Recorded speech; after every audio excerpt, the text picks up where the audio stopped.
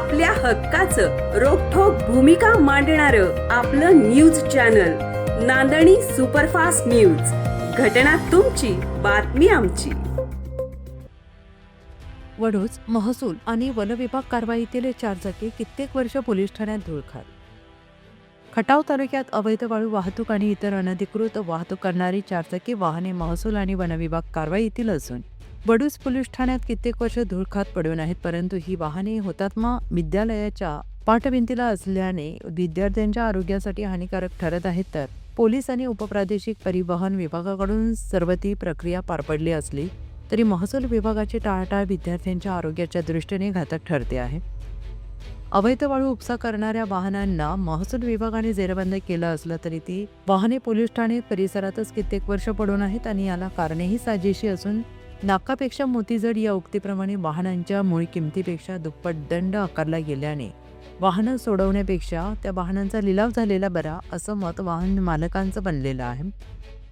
महसूल विभाग आणि वनविभागाच्या कारवाईतील ही वाहने वडूज पोलीस ठाणे परिसरात असली तरी हुतात्मा परशुराम विद्यालयाच्या पाठभिंती लगत असल्याने पावसाळ्यात डासांचा प्रादुर्भाव तर विषारी सापांचा वावर शाळेतील खोल्यांमध्ये कित्येकदा आढळतो. विद्यार्थ्यांच्या आरोग्यासाठी आणि सुरक्षेसाठी शालेय प्रशासनाकडून लेखी तक्रार केली होती. त्यावर पोलीस आणि महसूल प्रशासन गंभीर दखल घेत संबंधित वाहन मालकांशी संपर्क करण्याचा प्रयत्न केला होता, मात्र संपर्क होऊ शकत नाही. त्यामुळे या वाहनांचा लिलाव काढणे हाच मार्ग पर्याय उरला होता. या प्रक्रियेसाठी महसूल आणि वनविभागाने तहसीलदार बाईमाने यांच्या सहीने उपप्रादेशिक परिवहन अधिकारी सातारा यांना संबंधित वाहनांचे मूल्यांकन करून मूल्यांकन पत्रक मिळवण्यासाठी पत्रव्यवहार केला आणि पोलीस निरीक्षक घनश्याम सोनवणे यांनी देखील कित्येक महिने पाठपुरावा करून उपप्रादेशिक परिवहन कार्यालयाकडून मूल्यांकन करून घेतले. मात्र पुढील कारवाईसाठी प्रांत कार्यालयाकडून प्रतिसाद मिळत नाही. ही बाब विद्यार्थ्यांच्या आरोग्याच्या दृष्टीने हानिकारक ठरते आहे.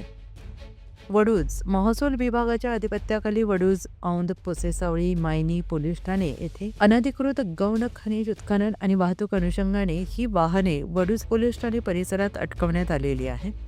सदर वाहनांची विल्हेवाट लावण्यासाठी कागदोपत्री कामकाज पूर्णत्वास केलेले आहे.